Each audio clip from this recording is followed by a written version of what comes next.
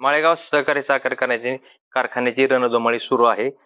शरदचंद्रजी पवार गटाच्या वतीने बळीराजा सहकार बचावच्या पॅनलच्या माध्यमातून 20 उमेदवार रिंगणात आहेत. या पॅनलची प्रचाराची धुरा खासदार सुप्रिया सुळे आणि युवा नेते योगेंद्र पवार यांनी सांभाळले आहे. आपल्यासोबत बोलण्यासाठी योगेंद्र पवार आहेत. काय सांगाल तुम्ही या सहकार क्षेत्रातील निवडणूक पहिलीच रंगवत आहात?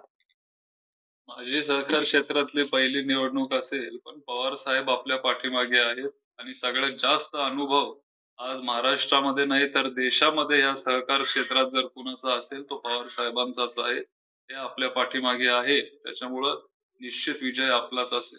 कारखान्यावर अजित पवार गटाची सत्ता होती, मात्र शरदचंद्र पवार गटाच्या कार्यकर्त्यांनी ज्या ज्यावेळी अडचणी, ज्यावेळी दरवाढ असेल काय असेल, यावेळेस आंदोलन केलं. या आंदोलनाचा तुम्हाला कितपत फायदा होऊ शकतो? काय आहे, ती पवार साहेबांचीच सत्ता होती. कारण हे इलेक्शन 2020 मध्ये झालं आणि तेव्हा आज जे सत्तेत आहेत ते पवार साहेबांच्या नावावर, चेहऱ्यावर तिथं मतं मागत होती. सभासदांनी त्यांच्यावर विश्वास ठेवला आणि तिथं त्यांचं पॅनल निवडून दिलं. नंतर ह्या काळात काय झालंय हे तुम्हालाही माहिती आहे, आम्हाला सगळ्या अख्ख्या महाराष्ट्राने बघितलंय आणि आज पवार साहेब आपल्या सोबत आहेत. त्याच्यामुळं या सगळ्या सभासदांचा आशीर्वाद आपल्याला मिळेल. उपमुख्यमंत्री अजित पवार यांनी माळेगाव सहकारी साखर कारखान्याचे चेअरमन होण्याची घोषणा केलेली आहे. त्यांनी घेतलेला निर्णय तुम्हाला कसा वाटतो? योग्य वाटतो का? शेवटी तो त्यांचा प्रश्न आहे. जर त्यांना वाटत असेल की त्यांना आपल्या माळेगाव साखर कारखान्याचं चेअरमन व्हायचंय, तर मग ती चांगली गोष्ट आहे. त्यांच्या निर्णयाचं स्वागत आहे. पण ते ह्या राज्याचे उपमुख्यमंत्री पण आहेत.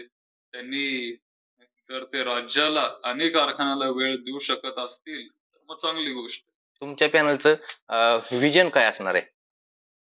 विजन आता एकतर जास्तीत जास्त दर आपण सभासदांना दिला पाहिजे. कामगारांना आपण न्याय दिला पाहिजे. सभासदांसाठी आपण काय करू शकतो, कारखान्यासाठी नवीन आपण काय करू शकतो, हे सगळं आपण सतत तिथं केलं पाहिजे.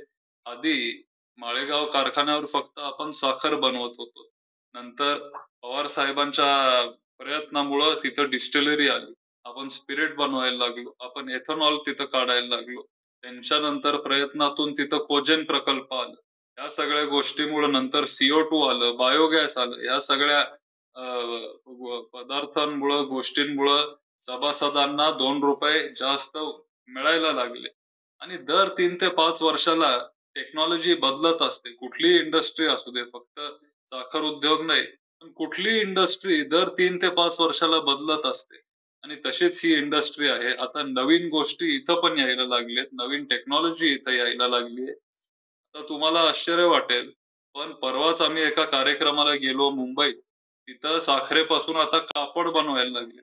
साखरेपासून आपले PP बॅग बनवायला लागले. साखरेपासून प्लास्टिक बनवायला लागले. त्याला PLA आपण म्हणतो. साखरेपासून आपण प्लास्टिकच्या खुर्च्या बनवू शकतो. साखरेपासून आपण जे आपण पाण्याच्या बाटल्या वापरतो ना, बिसलरीचे प्लास्टिकचे, ते आता आपण साखरेपासून बनवू शकतो. ही सगळी आता नवीन टेक्नॉलॉजी जगात यायला लागलीये. ही टेक्नॉलॉजी आता आपल्याला इथं बारामतीत आणायची आहे. माळेगाव कारखान्यामध्ये आणायची आहे. म्हणजे आपल्या सभासदांना ₹2 अजून आपल्याला तिथं आपण वाढवून देऊ शकू. दुसरं म्हणजे AI पण आहे. AI ला आर्टिफिशियल इंटेलिजन्स म्हणतो, कृत्रिम बुद्धिमत्ता. त्याच्यामुळं ऊस उत्पादक शेतकऱ्यांचं उत्पादन 40% वाढेल. जे खत पाणी आपल्याला लागतं, जो खर्च होतो खतावर, तो 40% कमी होतो. 1% आपली रिकव्हरी वाढते आणि सभासदांना AIचा तसा फायदा होईल. कारखान्याला पण AIचा फायदा होईल कारण क्रशिंग वाढेल. त्यांना जवळचा ऊस जास्त मिळेल. कारखान्याची रिकव्हरी वाढेल. हे करत असताना साखरेची क्वालिटी पण तिथं आपण सुधरू. 60-70 इकुमसाच्या खालची साखर जर आपण तिथं बनवू शकलो, तर आपल्याला साधारण 50 पैसे, ₹1 किलो जास्त व्यापारी देतील आणि आम्हाला खात्री आहे, की हे सगळे गोष्टी आम्ही करू शकू. आणि तुमचा आधीचा प्रश्न जो होता, की ₹2800 त्यांनी तिथं भाव डिक्लेअर केला. त्यावेळेला साखरेचा दर ₹38 होता आणि त्यांनी 2800 भाव डिक्लेअर केला. आम्ही सगळ्यांनी तिथं आंदोलन